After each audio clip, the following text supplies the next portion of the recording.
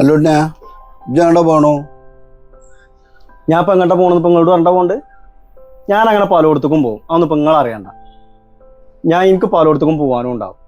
പിന്നെ എനിക്ക് നിങ്ങളോടൊരു കാര്യം പറയാനുള്ളതേ, നിങ്ങൾ ഈ അങ്ങാടി കൂടി നടന്നുള്ള പീടികളിലൊക്കെ പോയി ചായ കുടിച്ചിട്ട് ഈ 10 ഉറുപ്പ്യന്റെ കേസ് നിങ്ങൾ കൊടുക്കൂല.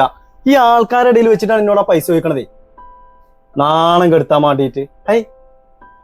എന്തൊരു കഷ്ടം അത്. ആകെ മാനം കിട്ടും ആൾക്കാരുടെ ഇടയിൽ. എല്ലാവരും 10 ഉറുപ്പ്യ അച്ഛൻ ചായ കുടിച്ച എല്ലാവരും കൊടുത്തോക്കാറുണ്ട്. എന്തൊരു ഇടങ്ങാറാ. നിങ്ങൾക്ക് ഇവിടെ ഈ തൊടുവിലുള്ള പുല്ലും പറിച്ചിട്ട് ഇവിടെ നിന്നാ പോരെ? ഇവിടെ ചായ ഉണ്ടാക്കണില്ലേ വീട്ടില്? അത് കുടിച്ചാ പോരെ നിങ്ങൾക്ക്?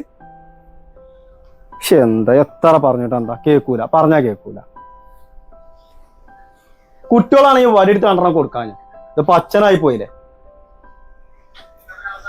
ഞങ്ങാനും ഇവിടുന്ന് പുറത്തേക്ക് ഇറങ്ങിയിട്ടുണ്ടെങ്കിൽ അപ്പൊ ഞാൻ കാണിച്ചു തരാം.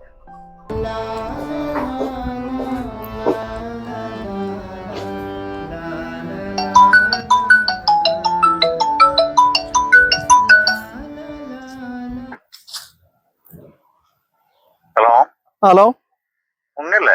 അതെ. ഇത് നമ്മളെ ആധാരം എഴുത്ത് ഓഫീസിൽ നിന്ന് വിളിക്കണം. നിങ്ങളൊരു അച്ഛനൊരു ആധാരം എഴുതാൻ തന്നിട്ടുണ്ടായിരുന്നു. ആരെ?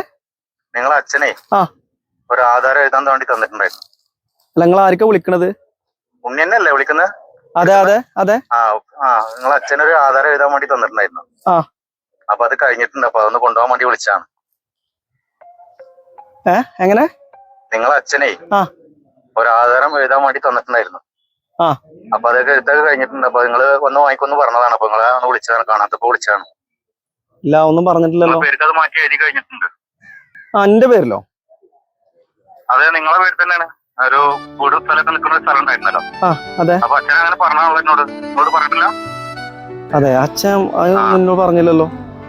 അതെ, നിങ്ങളോട് പറയാന്ന് പറഞ്ഞിട്ടുണ്ടായിരുന്നു. എന്നോട് അത് മാറ്റി എഴുതാനേ പറഞ്ഞു. ഞാനത് കംപ്ലീറ്റ് ആയിട്ടുണ്ട്. നിങ്ങളൊന്ന് വാങ്ങുമെന്ന് പറഞ്ഞതാണ്. അതെ.